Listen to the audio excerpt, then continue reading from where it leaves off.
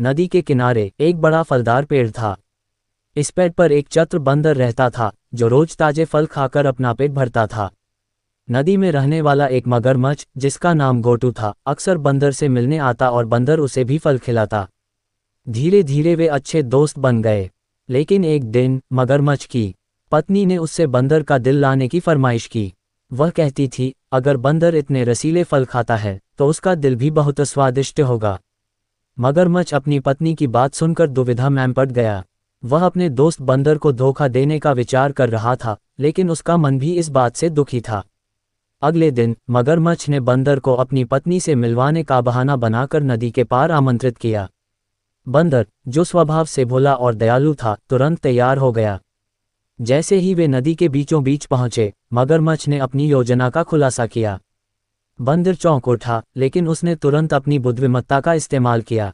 ओह, मैं तो अपना दिल पेड़ पर ही छोड़ आया, बंदर ने कहा।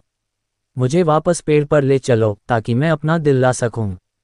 मगरमच्छ, जो थोड़ा सीधा साधा था, बंदर की बातों में आ गया और उसे वापस पेड़ तक ले गया। जैसे ही वे पेड़ के पास पहुंचे, बंदर फुर्ती से पेड़ पर चढ़ गया और मगरमच्छ से बोला, तुम मेरे सच्चे दोस्त थे, लेकिन तुमने धोखा देने की कोशिश की। दिल तो हमेशा शरीर में ही होता है, ये तो मैंने तुमसे बचने के लिए कहा था। मगरमच्छ को अपनी गलती का एहसास हुआ और वह शर्मिंदा हो गया। उसने बंदर से माफ़ी मांगी और वादा किया कि वह फिर कभी धोखा नहीं देगा।